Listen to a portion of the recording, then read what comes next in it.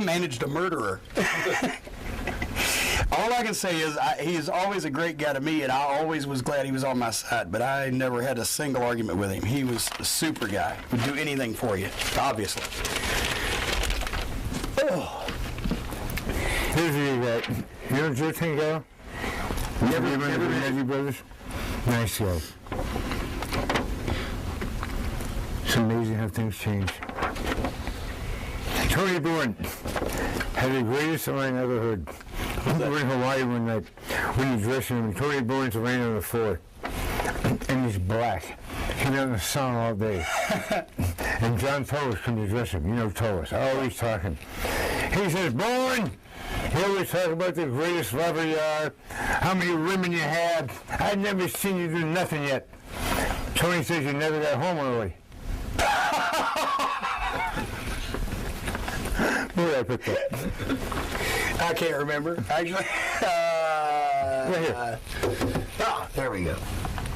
How about this? Luthez. Here's one of the old hardbacks they used to do for the early 50s, which has different rundowns of all the old guys. Bobby Manigault. Bobby Manigault, right there. Yep.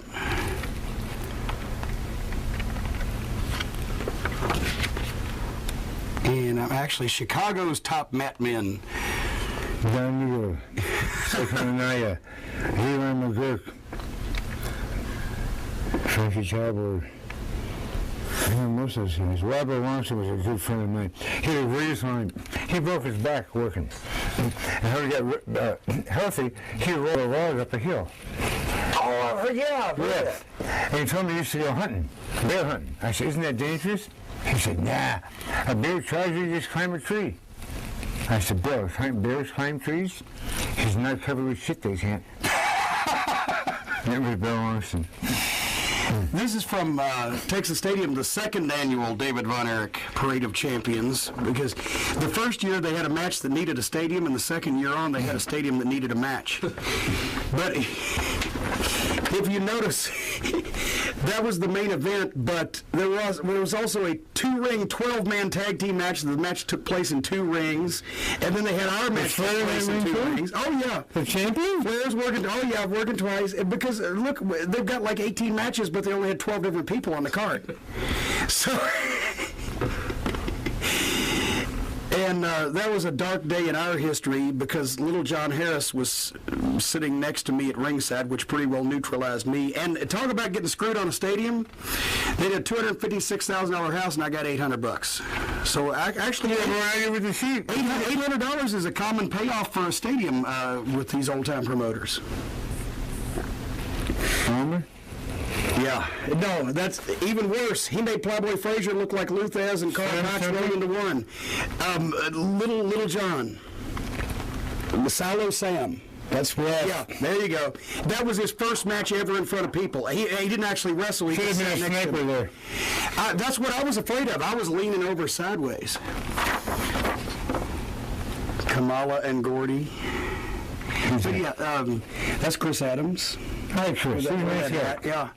There was like 12 guys in the territory, you know, and so everybody should have made money, but unfortunately everybody didn't. That's where we left. I had to pay for the German orphanage he said home in Dallas. Come here, guys. Get shots of the early official wrestlings. There's actually several. These covers to me are just classic. Gene and Steve Stanley. Look at the color. Don Eagle. That's Primo Carnera hitting Stanley. This is the first edition with Rocca on the cover. Do these names, and look at that cover again, Rocca. As you can tell, there were a few top guys that could sell magazines back then. Do these names mean anything to anybody today? Look at this. Primo Carnera was a former world heavyweight champion, and actually he was the inspiration for Mountain McClintock in Requiem for a Heavyweight because he was a big, clumsy, not very well-educated guy who got manipulated by the boxing promoters and then made more money in wrestling. Did he have much? Is that Jack Dempsey? That is, yes. That is Jack Dempsey. Wow. Those were his first 2 wives he met in Newark.